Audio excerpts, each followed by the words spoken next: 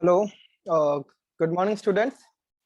सो आज हम जो करने वाले हैं अपना जीएसटी का पार्ट सेकंड हमें स्टार्ट करना था। हमने पार्ट वन में बेसिक ऑफ जीएसटी पढ़ा था। एक बार अगर हम रिकॉल करें तो हमने बेसिक में पढ़ा था कि जीएसटी क्या होता है, कब लगाया जाता है, क्यों लगाया जाता है। इसके बाद हमने जीएसटी की डेफिनेशन पढ़ी थी। जीएसटी की डेफिनेशन जो थी कि सप्लाई ऑफ गुड्स और सर्विसेज। तो जीएसटी क्या है, कब लगता है, जब सप्लाई करते हो किसका, सप्लाई ऑफ गुड्स और services or both except alcoholic liquor for human consumption. अब हम क्योंकि अपना थर्ड पार्ट मतलब जो अपना सेकंड पार्ट है हमारा, जो वैसे हमारा लेक्चर 3 होगा क्योंकि फर्स्ट पार्ट में हमने बेसिक करा था कि हमें क्या पढ़ना है, तो लेक्चर 3 है, पार्ट 2 है ये। हमको आज स्टार्ट करना है levy and collection of tax. सबसे पहले हम ये देखेंगे कि लेवी कब होता है।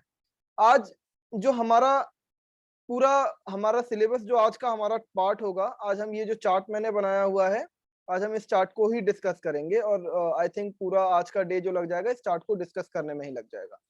ये चार्ट है बहुत बड़ा, इसके अंदर मैंने पूरा सप्लाई जो है वो डाला हुआ है। हमको पढ़ना क्या है, हमारा ये जो चैप्टर नंबर 2 है आपकी बुक का स्टडी नोट 2 जो है, इसमें क्या क्या आपको पढ़ना है। सबसे पहले हम पढ़ेंगे supply, composite and mix supply, levy and collection of tax, composition levy scheme पढ़ेंगे हम, एग्जेम्पशंस पढ़ेंगे कि किस किस के ऊपर जीएसटी नहीं लगता है, पर्सन्स लायबल टू पे टैक्स, कौन कौन पर्सन लायबल होते हैं, और अगर आप एससीजेड के साथ सप्लाई करते हो तो उस पे क्या रूल्स एप्लीकेबल होते हैं। हमें सबसे पहले स्टार्ट करना है सप्लाई, पर सप्लाई स्टार्ट करने से पहले हम अपनी जीएसटी की बेसिक डेफिनेशन की तरफ आएंगे, जो क्या कहता है। अगर हम स्टार्ट करें तो क्या था, जीएसटी क्या था, supply of goods and goods और services or both, goods supply हो रहा हो या सर्विसेज हो या दोनों हो, accept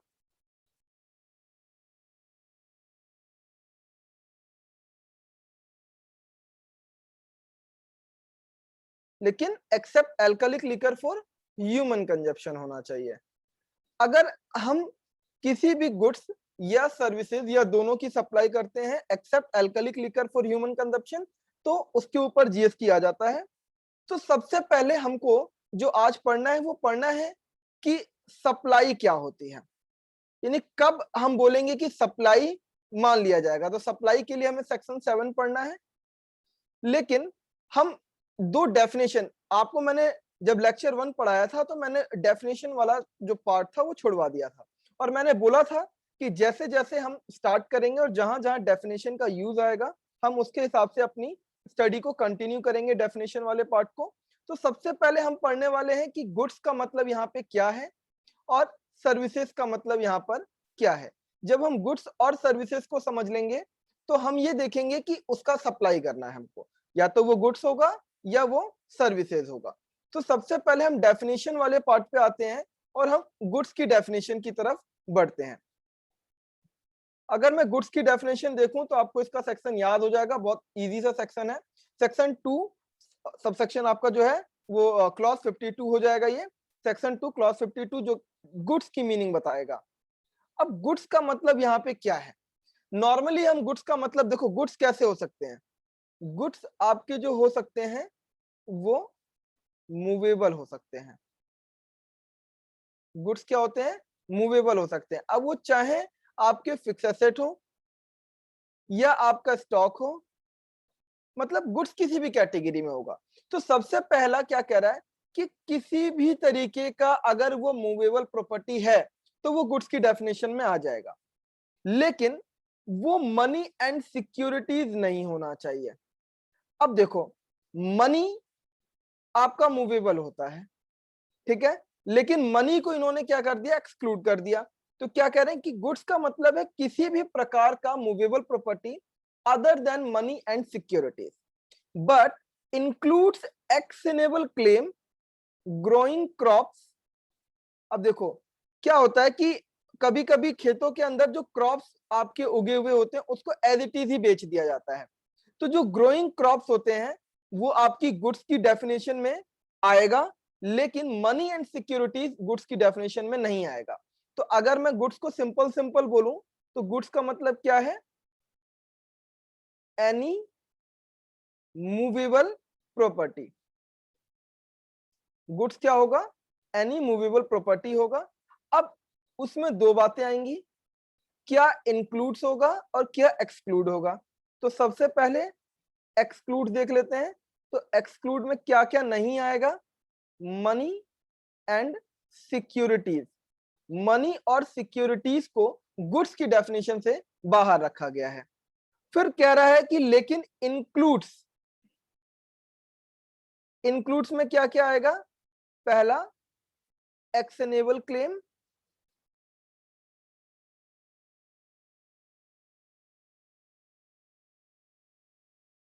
actionable claim, growing crops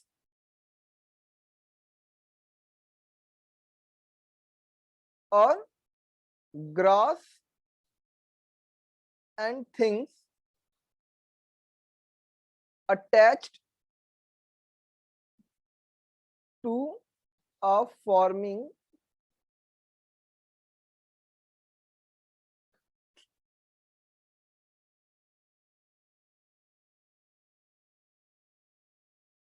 to or forming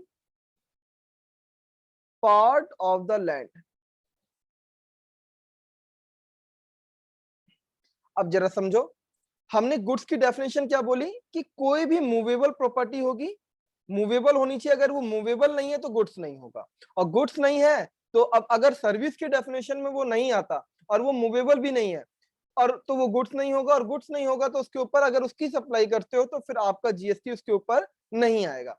तो सबसे पहला हमें सप्लाई किसका करना है? गुड्स का या सर्विसेज का। गुड्स का मतलब क्या है? कोई भी मूवेबल प्रॉपर्टी होनी चाहिए, लेकिन मनी और सिक्योरिटीज को इसमें काउंट नहीं किया जाएगा। लेकिन तीन चीजें, एक्शनेबल क्लेम, ग्रोइंग क्रॉप्स और कोई भी ग्रास या थिंग जो लैंड से अटैच्ड है, तो वो आपका क्या हो जाएगा? आपका गुड्स की डेफिनेशन में कवर होगा।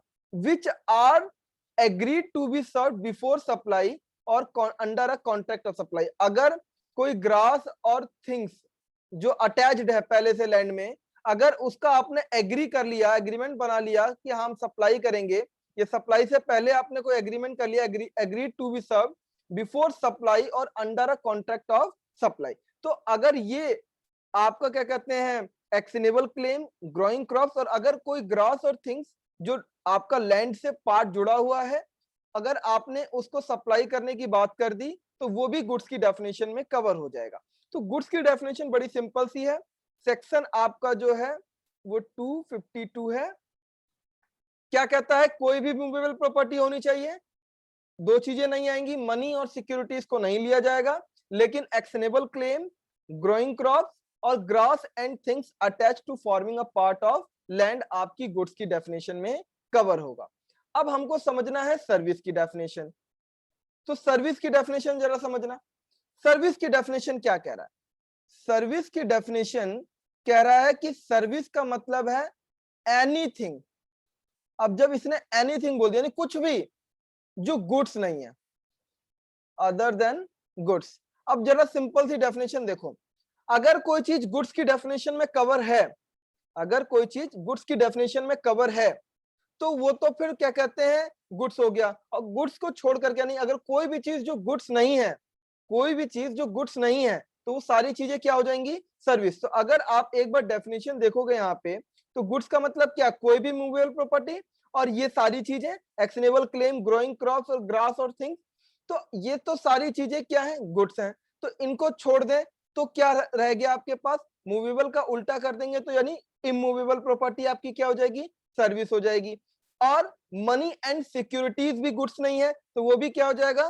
सर्विस हो जाएगा। तो अब यहां पर इन्होंने, क्योंकि मनी एंड सिक्योरिटीज को सर्विसेज भी नहीं बोलना था, तो इन्होंने बोला anything other than goods, but anything other than goods.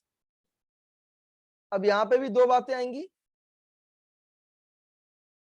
Exclude और इंक्लूड। अब एक्सक्लूड में यहां पर भी मनी एंड सिक्योरिटीज को नहीं लिया गया। अगर हम डेफिनेशन के हिसाब से सिर्फ पहली लाइन पढ़ें तो आपको लगता है कि सर्विस का मतलब एनीथिंग अदर देन गुड्स, तो गुड्स को छोड़ के जो भी है वो सब सर्विस है, तो गुड्स में तो मनी एंड सिक्योरिटीज नहीं था तो वो सर्विस हो जाएगा, लेकिन इन्होंने यहाँ पे भी उसे क्या कर दिया बाहर, यानी goods anything other than goods money and securities but includes, includes में क्या क्या आ जाएगा। अब जरा देखना, मनी और सिक्योरिटीज आपका गुड्स भी नहीं होता और सर्विस भी नहीं होता, लेकिन अगर आपने कोई भी ऐसी एक्टिविटी करी relating to the use of money or its conversion by a cash or by any other mode from one form currency or denomination to another form currency or denomination for which a separate consideration is charged, ये आपका क्या हो जाएगा, includes का part बन जाएगा। अब जरा मैं समझाता हूं। नॉर्मली आप कोई सामान खरीदते हो, सामान देते हो, तो आप जो पैसा दे रहे हो वो जो मनी है वो आपका क्या कहते हैं उसके ऊपर जीएसटी नहीं आएगा क्योंकि वो सर्विस की डेफिनेशन में नहीं आता। लेकिन अगर आपका काम जो है वो क्या है, जैसे आपने क्या करा कि आप 2-2 हजार के नोट लेके गए और आपने उसे बोला कि 2-2 हजार नोट की जगह मुझे क्या कहते हैं 1-1 रुपए के सिक्के चाहिए, और सामने वाले ने बोला कि मैं दे दूंगा लेकिन बदले में मुझे क्या फायदा होगा, तो मैं ऐसा करूंगा 2 हजार की जगह सिर्फ 1900 रुपए के ही सिक्के दूंगा और 100 रुपए जो होगा वो मेरा चार्ज हो जाएगा। अगर आपने किसी एक फॉर्म करेंसी या डिनोमिनेशन को बदल करके दूसरी करेंसी डिनोमिनेशन के लिए सेपरेट कंसीडरेशन चार्ज किया है तो ये एक सर्विस है। आपने कुछ पैसा लिया इस बात का कि आप एक पैसे को दूसरे फॉर्म में चेंज कर दोगे, मान लो आप डॉलर को इंडियन में रुपीज में चेंज कर रहे हो, तो ये जो आपका क्या कहते हैं चार्जेस लगता है, जो चार्जेस आपका चार्ज किया जाता है सामने वाली पार्टी से कि मैं जो इसे चेंज कर रहा हूं, तो उसके ऊपर आप उसको सर्विस की डेफिनेशन में कवर किया गया है और सर्विस की डेफिनेशन में कवर है तो उसके ऊपर जीएसटी भी आएगा। तो अभी तक हमने क्या पढ़ा कि जो जीएसटी है वो किसके ऊपर लगता है, सप्लाई ऑफ गुड्स और सर्विसेज और बोथ। अच्छा ठीक है, यानी या तो वो गुड्स होगा या वो सर्विसेज होगा, अगर ये दोनों चीजें होंगी या तो आपका क्या कहते हैं जीएसटी लगेगा अगर उनका सप्लाई हो रहा है। ठीक है, सप्लाई अभी हम देखेंगे कि सप्लाई कब होता है, लेकिन उससे पहले हमें ये मालूम होना चाहिए था कि गुड्स क्या है और सर्विस क्या है। गुड्स का मतलब क्या है, गुड्स का मतलब है एनी मूवेबल प्रॉपर्टी, तो कोई भी मूवेबल प्रॉपर्टी जो होगा वो क्या हो जाएगा आपका, वो आपका गुड्स हो जाएगा। इसके अलावा कह रहा है कि मनी एंड सिक्योरिटीज गुड्स नहीं होते हैं, लेकिन एक्शनेबल क्लेम, अगर कोई क्या कहता है आपका ग्रास और थिंग्स जो अटैच है लैंड से, या फिर क्या कहते हैं आपका ग्रोइंग क्रॉप्स है, तो ये आपका क्या हो जाएगा गुड्स की डेफिनेशन में आ जाएगा। और सर्विस की डेफिनेशन बड़ी सिंपल है कि कोई भी चीज जो गुड्स नहीं है, तो गुड्स क्या होते हैं भैया, मूवेबल प्रॉपर्टी होती है गुड्स। तो अगर मैं बात करूं इंक्लूड्स में, तो इमूवेबल प्रॉपर्टी अगर कुछ होगा तो इमूवेबल प्रॉपर्टी किसकी डेफिनेशन में आ जाता है, सर्विस की डेफिनेशन में, क्योंकि वो गुड्स नहीं है। तो इमूवेबल जैसे लैंड, लैंड को सेल कर रहे हो तो वो सर्विस है, ठीक है, रेंट पे दे रहे हो तो वो सर्विस है। तो अगर आप इमूवेबल प्रॉपर्टी या फिर आपका क्या कहते हैं आप करेंसी का यूज करते हो, अगर कोई ऐसी एक्टिविटी करते हो जिससे आप मनी को यूज कर रहे हो, यानी कि यूज ऑफ मनी। अब देखो यहाँ पे एक है use of money, use of money के अंदर अगर मैं बात करूं तो लोन देना, लोन देना कैश में, और बदले में आप वहां से क्या चार्ज कर रहे हो, इंटरेस्ट। तो अभी जो नॉर्मल इंटरेस्ट है वो आपका सर्विस हो जाएगा, इंटरेस्ट सर्विस की डेफिनेशन में आ जाएगा, लेकिन फिलहाल इंटरेस्ट को एग्जेम्प्ट किया हुआ है, यानी इंटरेस्ट आपकी सर्विस है लेकिन वो जीएसटी के अंदर एग्जेम्प्ट है। लेकिन एक इंटरेस्ट जो होता है वो अभी चार्जेबल है अगर कोई पीनल इंटरेस्ट लगाया जा रहा है। तो अगर आपने लोन के ऊपर इंटरेस्ट है तो वो एग्जेम्प्ट है, लेकिन अगर कोई पीनल इंटरेस्ट है, जैसे आपने कहीं पेमेंट नहीं करी, आपने कहीं किसी की पेमेंट डिले कर दी और उसके ऊपर वो डिले का इंटरेस्ट लगा रहा है, तो वो जीएसटी के दायरे में आता है, वो सर्विस भी है क्योंकि इंटरेस्ट तो सर्विस है ही, क्योंकि आप यूज ऑफ मनी देख रहे हो यहाँ पे। अगर डेफिनेशन में कह रहा है कि यूज ऑफ मनी, तो पैसे को यूज करने से जो भी मतलब आपका आएगा, रेवेन्यू आएगा, तो आपका इंटरेस्ट आएगा। लेकिन इंटरेस्ट दो तरीके से आ सकता है, एक लोन और एक आपका पीनल इंटरेस्ट। तो लोन वाला जो इंटरेस्ट है वो अभी एग्जेम्प्ट है, लेकिन पीनल इंटरेस्ट जो है वो आपका चार्जेबल है जीएसटी में, और सर्विस की डेफिनेशन में तो वो कवर होता ही है। तो अब यहाँ पे देखो एक नीचे एक एग्जांपल दिया कि सम सर्विस चार्ज और सर्विस फी और डॉक्यूमेंटेशन फी या ब्रोकरिंग चार्जेस, जैसे फीस और charges charge in relation to a transaction in securities. तो क्या कह रहा है कि अगर हम आपके दिमाग के जो डाउट्स आ रहे हैं उसको रिमूव करें तो ये क्लैरिफाई किया हुआ है, जैसे सर्विस इंक्लूड्स फैसिलिटेटिंग और अरेंजिंग ट्रांजैक्शंस इन सिक्योरिटी। अच्छा हाँ, देखो अब एक बार और देखते हैं, एक बार और देखते हैं कि सर्विस में हमने क्या बोला, या तो इंक्लूड होगा, अच्छा पहले एक्सक्लूड देख लेते हैं, या इंक्लूड होगा, क्योंकि आपको ये डेफिनेशन बहुत अच्छे से आनी चाहिए। एक्सक्लूड में बोल दिया कि money and securities, money and securities सीधे सीधे जीएसटी में नहीं आता, सर्विस में नहीं आता, और सर्विस नहीं है वो गुड्स भी नहीं है तो उसके ऊपर जीएसटी नहीं लगेगा। लेकिन वो कह रहा है इंक्लूड्स में other than goods. Other than goods का मतलब क्या, इमूवेबल प्रॉपर्टी, क्योंकि वहां पे प्रॉपर्टी में मूवेबल था तो यहाँ पे इमूवेबल प्रॉपर्टी आ जाएगा। इसके अलावा अगर आप यूज ऑफ मनी करते हैं,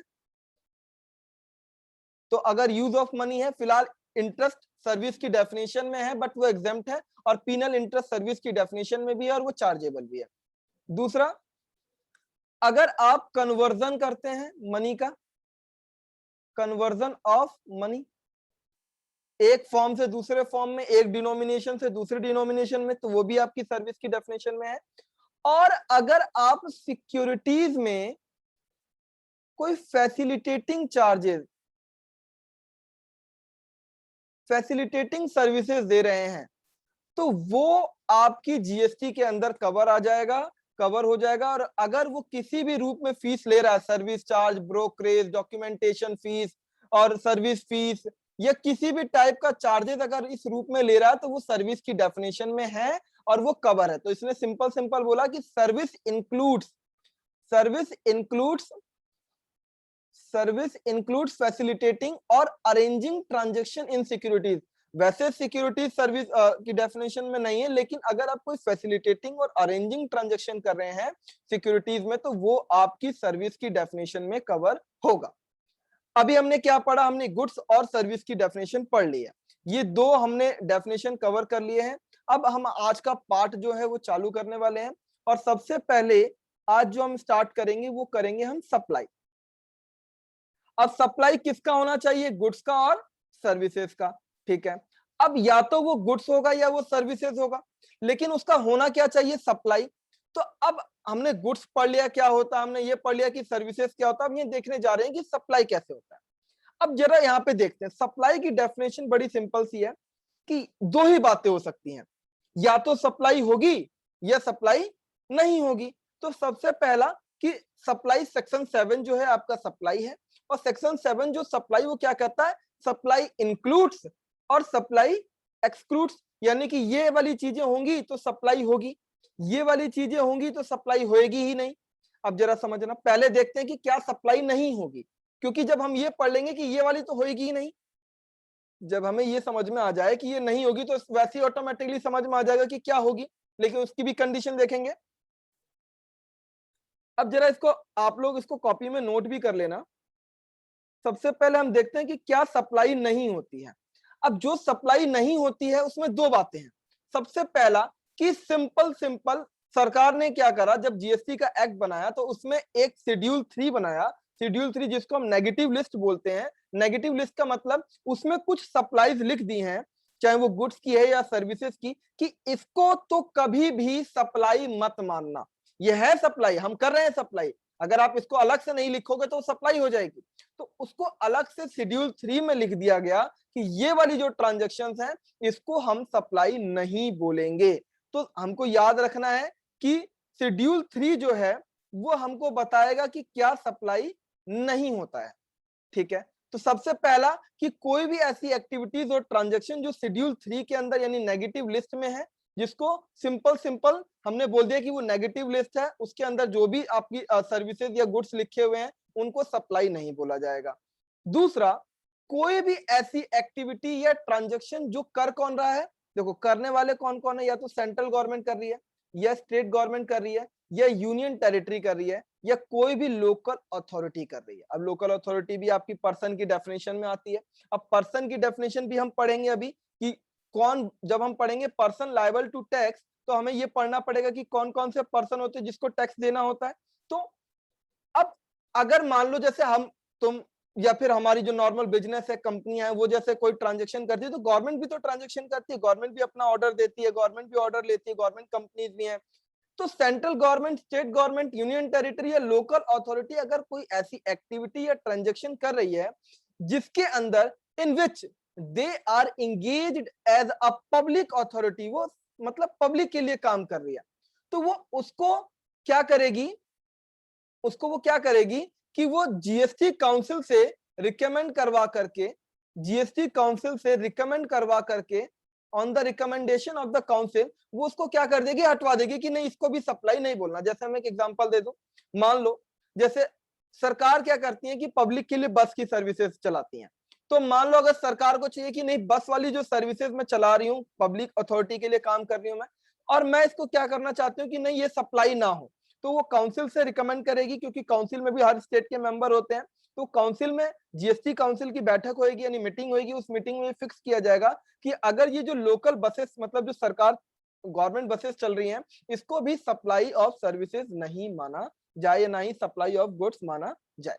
चलो, तो हमने ये पढ़ लिया कि क्या सप्लाई नहीं होता, या तो वो शेड्यूल 3 की लिस्ट में हो, या वो क्या कहते हैं ऐसी एक्टिविटीज या ट्रांजेक्शन हो, ऐसी एक्टिविटी या ट्रांजेक्शन जिसे सेंट्रल गवर्नमेंट, स्टेट गवर्नमेंट या यूनियन टेरिटरी, लोकल अथॉरिटी कर रही है और एज अ पब्लिक अथॉरिटी कर रही है, तो वो रिकमेंडेशन ऑफ द काउंसिल उसको क्या कहते हैं, सप्लाईज की डेफिनेशन से बाहर निकलवा सकते हैं।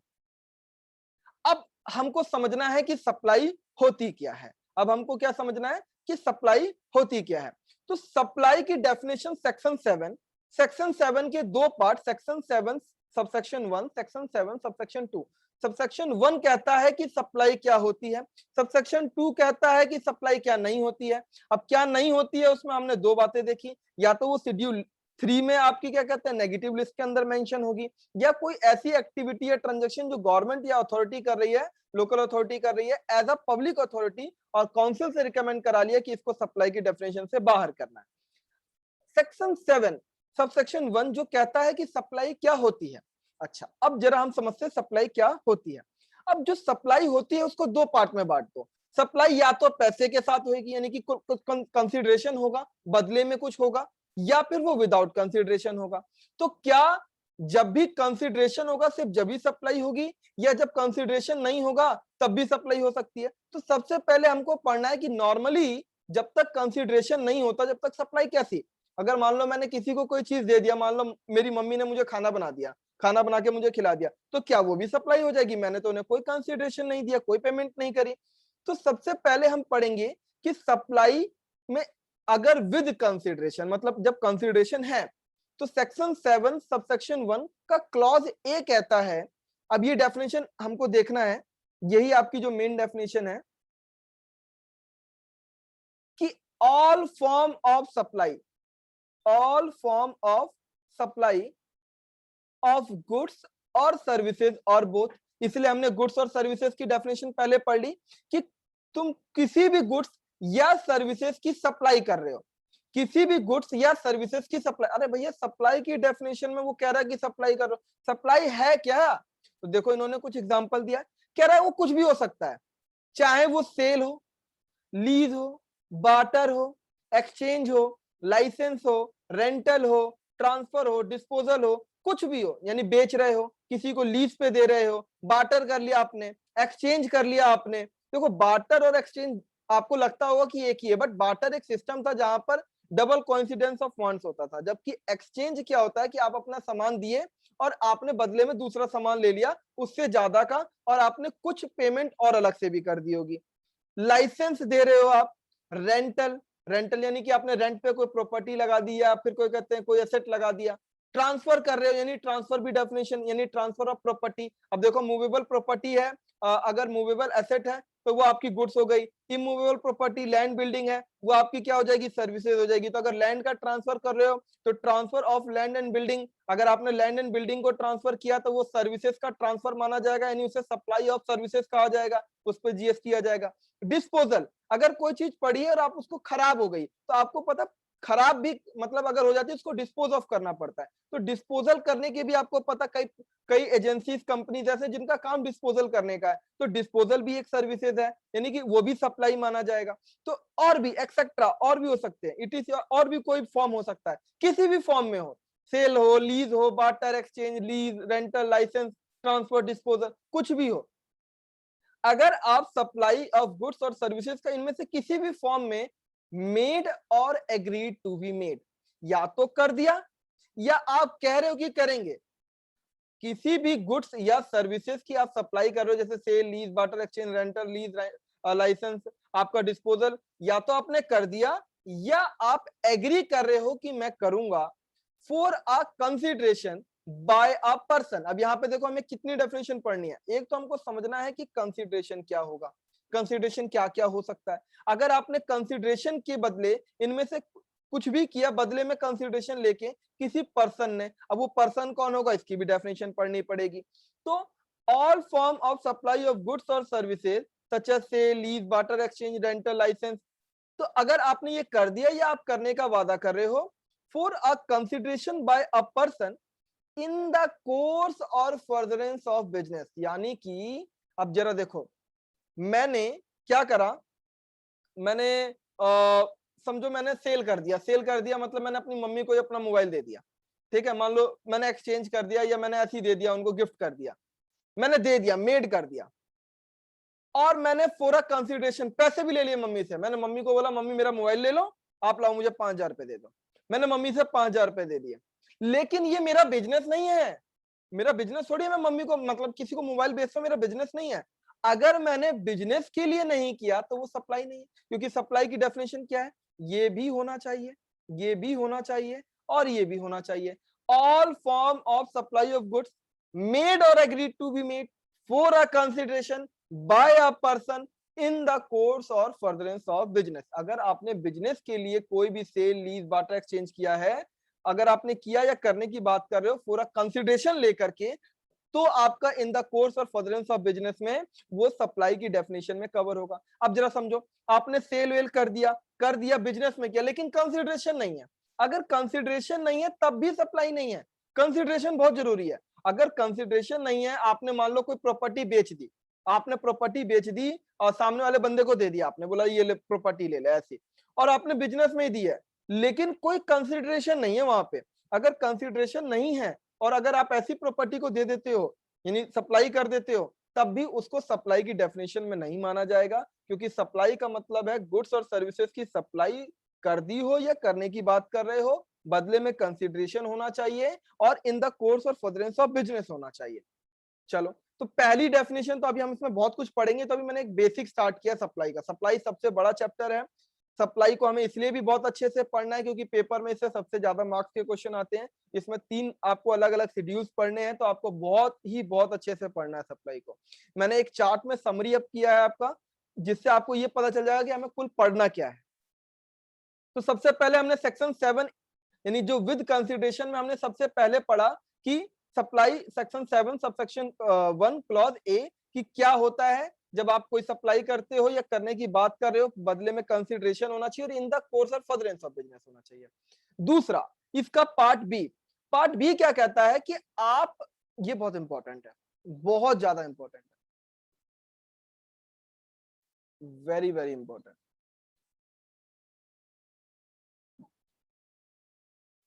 अब जरा समझो, पहले वाले में सब कुछ कवर हो गया, लेकिन एक चीज कवर नहीं हुआ।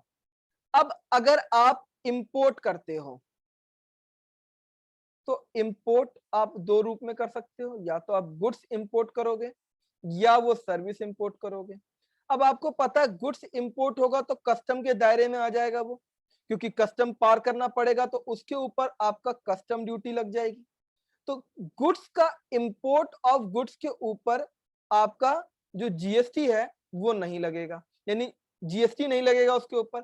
लेकिन अगर आप सर्विसेज इंपोर्ट करोगे तो कस्टम पे कैसे दिखेगा? तो अगर आप इंपोर्ट ऑफ सर्विसेज कर रहे हो फॉर अ कंसिडरेशन वेदर और नॉट इन द कोर्स और फर्दरेंस ऑफ बिजनेस। अब यहाँ पे एक बहुत इंपॉर्टेंट बात है, आप सर्विस इंपोर्ट कर रहे हो, जैसे मान लो मैं पढ़ा रहा हूं, या फिर मान लो मैं अभी अमेरिका में हूं और मैं तुमको पढ़ा रहा हूं। अब तुम मेरी क्लासेस पढ़ रहे हो, मेरी क्लासेस ले रहे हो। अब तुमने क्या करा, जैसे ही मेरी क्लासेस ली तो आपने ऑनलाइन ली तो वो इंपोर्ट ऑफ सर्विसेज हो गई, मैं सर्विसेज दे रहा हूं आपको। लेकिन अब मैं जो आपको सर्विसेज दे रहा हूं, आप मुझे पैसे दे रहे हो इसके, आप ट्यूशन फीस दे रहे हो, मान लो 500 रुपए दे रहे हो। अब चाहे आपने ये सर्विसेज बिजनेस के लिए ली हो या बिजनेस के लिए ना ली हो, वो सप्लाई मानी जाएगी। मतलब आप एक स्टूडेंट हो, आप एज ए स्टूडेंट आपने सर्विस इंपोर्ट की, आपने जो इंपोर्ट की बदले में पैसे भी दिए मुझे, लेकिन आपका बिजनेस थोड़ी है। तो अगर आप विदाउट बिजनेस भी कर रहे हो, यानी कि चाहे बिजनेस हो या ना हो, अगर आप सर्विसेज को इंपोर्ट करके पैसे देते हो तो वो आपका सप्लाई ऑफ सर्विसेज माना जाएगा। यानी कि जैसे आप क्या कहते हैं, मान लो आप कोई जैसे मैं एक एग्जांपल लेता हूं कि आप नेटफ्लिक्स को देख लो, मान लो आपने नेटफ्लिक्स की कोई सर्विसेज ले ली। अब नेटफ्लिक्स जो है बाहर से है आपका, मतलब आउट ऑफ इंडिया से आप सर्विस इंपोर्ट करते हो, आप पैसे देते हो, तो क्या, अब देखो उसको बिजनेस वाले भी कर सकते हैं। यानी अगर नेटफ्लिक्स की सर्विस की मैं बात करूं तो नेटफ्लिक्स की सर्विसेज दो लोग ले सकते हैं, या तो बिजनेस ले सकता है या फिर क्या कहते हैं पर्सनल पर्पस के लिए आप ले सकते हो। अब अगर नेटफ्लिक्स पे दो बातें हो सकती हैं, या तो फ्री या फिर पे। पर्सनल में भी या तो फ्री या तो पे। अब जरा देखो यहां पे डेफिनेशन में क्या बोला है, फॉर अ कंसिडरेशन। तो यानी फ्री वाले में आपकी सप्लाई नहीं होगी, फ्री वाले को हम सप्लाई नहीं बोलेंगे क्योंकि कंसिडरेशन नहीं है। अब पे वाले में एक बात आपके सामने आ गई कि चाहे वो बिजनेस के लिए हो चाहे वो पर्सनल पर्पस के लिए, यानी कि इन द कोर्स और फर्दरेंस ऑफ बिजनेस हो या ना हो, दोनों ही केसेस में वो क्या माना जाएगा, आपका सप्लाई ऑफ सर्विसेज माना जाएगा। ठीक है, तो हमने दो चीजें पढ़ ली, सेक्शन 7 सबसेक्शन 1 क्लॉज ए जो कहता है कि for a consideration in the course of furtherance of business, लेकिन सेक्शन 7 सबसेक्शन 1 क्लॉज बी कहता है कि सिर्फ सर्विसेज को अगर आप इंपोर्ट करते हो और कंसिडरेशन के लिए करते हो, तो फिर चाहे वो बिजनेस के लिए हो या बिजनेस के पर्पस के लिए ना हो, उन दोनों को ही सप्लाई की डेफिनेशन में कहा जाएगा और उसके ऊपर जीएसटी चार्ज होगा। ठीक है, अब हमने दो बातें पढ़ ली कि अगर विद कंसिडरेशन होता है तो। अब विदाउट कंसिडरेशन होगा तो अभी जैसे हमने ये बोला, अगर ये सारी चीजें विदाउट कंसिडरेशन होगी तो सप्लाई नहीं माना जाएगा, और सर्विसेज भी इंपोर्ट हो रही है अगर वो भी विदाउट कंसिडरेशन हो रही है तो वो भी सप्लाई नहीं माना जाएगा। तो नॉर्मली अगर मैं बात करूं तो कभी भी जीएसटी के अंदर अगर विदाउट कंसिडरेशन कोई काम हो रहा है तो वो सप्लाई नहीं है। लेकिन सेक्शन 7(1) क्लॉज सी क्या कहता है कि कुछ एक्टिविटीज, यानी सिर्फ चार, मैं बता देता हूं, चार एक्टिविटीज लिखी हुई हैं शेड्यूल 1 के अंदर, अगर ये वाली चार एक्टिविटीज अगर हो रही हैं तो फिर भले वो विदाउट कंसिडरेशन ही क्यों ना हो जाए, उनको सप्लाई ऑफ सर्विसेज माना जाएगा। आपको क्या समझना, मैंने क्या बताया, देखो नॉर्मली मैंने सबसे पहले स्टार्ट किया कि सप्लाई में दो बातें होती हैं, सप्लाई इंक्लूड्स और सप्लाई एक्सक्लूड्स। सेक्शन 7 सबसेक्शन 1 कहता है कि सप्लाई में क्या आएगा, सेक्शन 7 सबसेक्शन 2 में कहता है कि सप्लाई क्या नहीं आएगा। वहां हमने पढ़ा या तो वो नेगेटिव लिस्ट में हो यानी शेड्यूल 3 में हो, या फिर गवर्नमेंट ने उसको काउंसिल से बोल दिया कि वो ये सर्विसेज हम पब्लिक अथॉरिटीज के रूप में दे रहे हैं, तो वो क्या कहते हैं आप इसको सप्लाई से एक्सक्लूड कर दो, और काउंसिल ने उसे एक्सक्लूड कर दिया।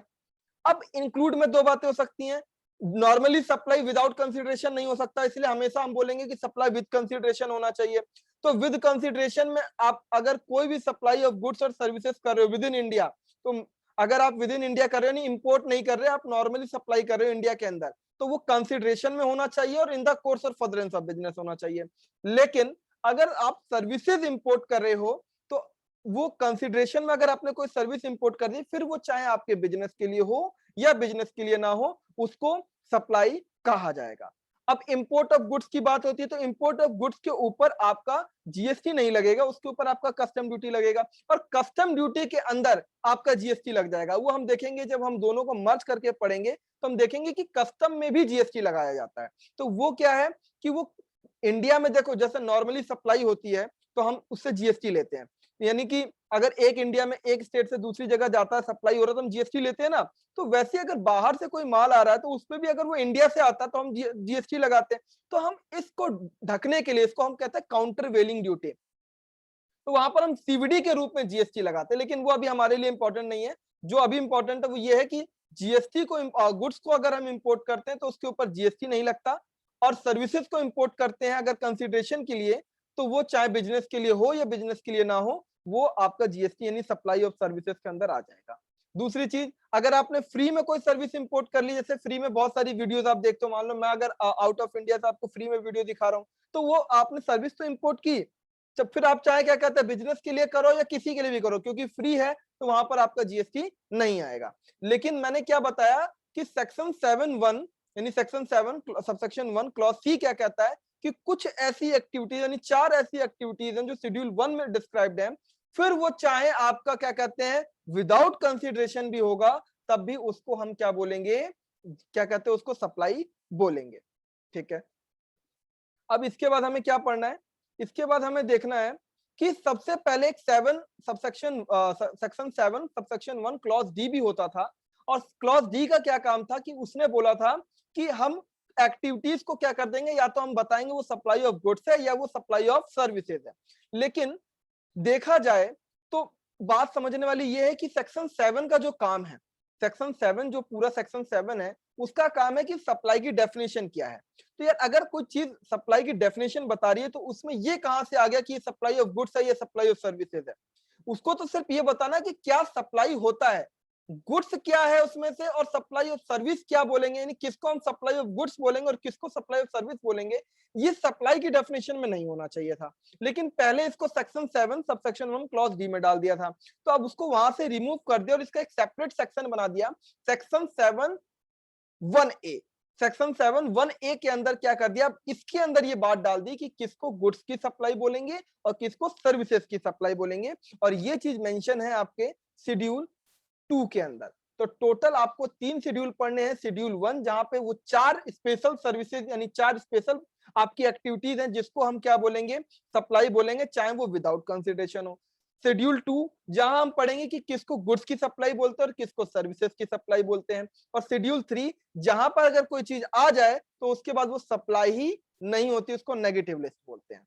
चलो, तो सेक्शन 7(1) सेक्शन 7(2) यानी क्या सप्लाई होता है, क्या सप्लाई नहीं होता है। सेक्शन 7(1) क्या सप्लाई होता है, सेक्शन 7(2) क्या सप्लाई नहीं होता। सेक्शन 7(1)(a) ये कहता है कि वो गुड्स की सप्लाई है या सर्विसेज की सप्लाई है। अब हमको जो पढ़ना है वो एक चीज देखना है, सेक्शन 7 सबसेक्शन 3।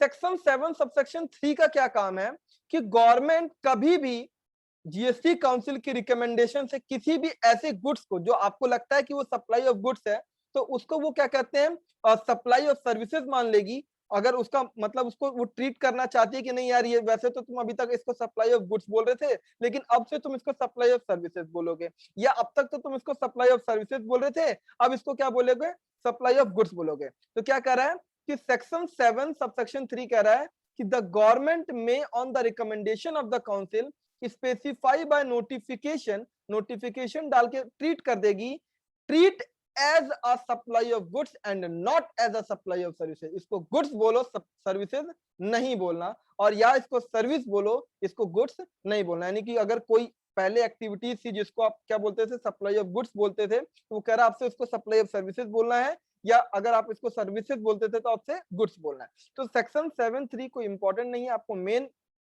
अब मैं एक बार आपको यहाँ पे एक शॉर्ट समरी फिर से जल्दी जल्दी हम चार्ट बनाना सीख लेते हैं। सप्लाई जो क्या कहता है, सेक्शन 7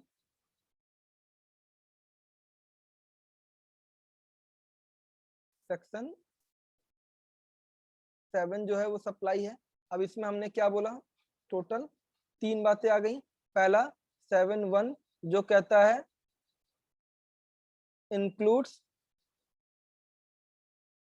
7(2) जो कहता है कि क्या सप्लाई नहीं होगी, और 7(3) जो गवर्नमेंट की मर्जी चल रही है, treat as a good not service or as a supply of, यहाँ पे सप्लाई डाल देना, treat as a supply of goods not a service, or treat as a supply of service not a goods। इसके बाद क्या नहीं होता, इसमें दो बातें हो सकती हैं, या तो वो शेड्यूल 3 के अंदर मेंशन हो, जिसको हम नेगेटिव लिस्ट बोलेंगे, या अगर कोई ऐसी activities done by various governments, various क्यों बोल रहा हूं, चाहे वो स्टेट हो, सेंट्रल हो, या लोकल अथॉरिटी, या फिर यूनियन टेरिटरीज हो, एज अ पब्लिक अथॉरिटी, और रिकमेंडेशन किससे लेना है, फ्रॉम काउंसिल। ठीक है, अब इंक्लूड्स में दो बातें हो सकती हैं, विद कंसिडरेशन, पैसा है, या विदाउट कंसिडरेशन। विद कंसिडरेशन में आपकी दो बातें हो गई, सबसे पहला all form of supply of goods और services or both such as sale, lease, rental, barter, exchange, licence, उसके अलावा और such as sale, lease, rental, barter, exchange, licence. ठीक है,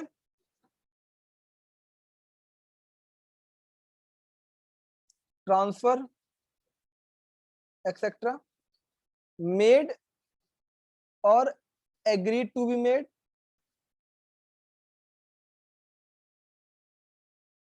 plus for a consideration, plus in the course और furtherance of business. तो ये हमारा पहला था, जिसको हम बोलेंगे सेक्शन 7(1)(a।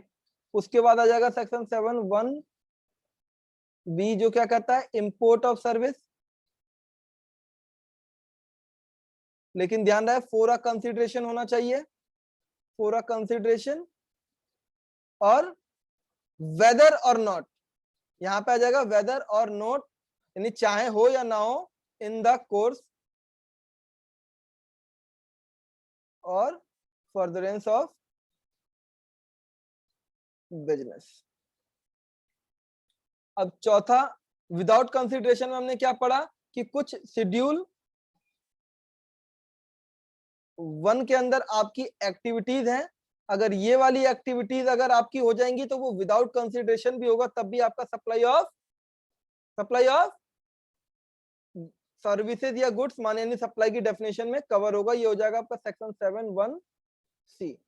अब एक सेक्शन 7(1)(d) था जो हट गया है, इन सब की जगह क्या आ गया है, सेक्शन 7(1)(a), जो आपको क्या बोलता है, या तो वो सप्लाई ऑफ गुड्स होगा, या वो सप्लाई ऑफ सर्विसेज बोलेंगे हम उसको। जो भी हम बोलेंगे, कैसे बोलेंगे, इसके लिए आप शेड्यूल 2 जाके पढ़ लेना। जब आप शेड्यूल 2 पढ़ लेंगे तो आपको ये बात समझ में आ जाएगा कि वो सप्लाई ऑफ गुड्स है या वो सप्लाई ऑफ सर्विसेज है। ठीक है, तो आज जो है हमने सिर्फ बेसिक पढ़ा है, आप एक बार इस चार्ट को क्लिक कर लें, सप्लाई का बेसिक आज हमारा कवर हो गया है। इस चार्ट को आप क्लिक कर ले अच्छे से।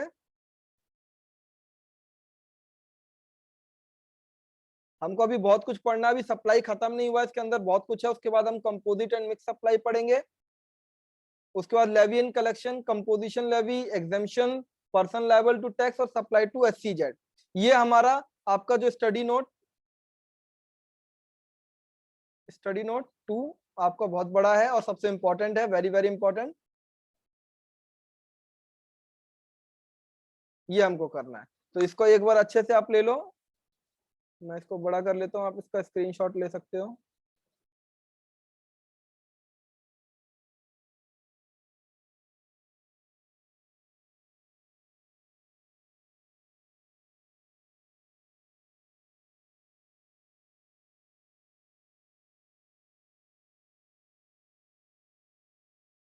ठीक है, हमने आज पढ़ा कि क्या गुड्स होता है, क्या सर्विसेज होती है, और हमने आज पढ़ा कि सप्लाई क्या होता है। तो हमने सप्लाई को एक बेसिक बेसिक पढ़ लिया है। हमारा सेक्शन स्टार्ट भी सेक्शन 7 से हो रहा है, सप्लाई से। सप्लाई में हमने इंक्लूड पढ़ा, एक्सक्लूड पढ़ा, विद कंसिडरेशन, विदाउट कंसिडरेशन।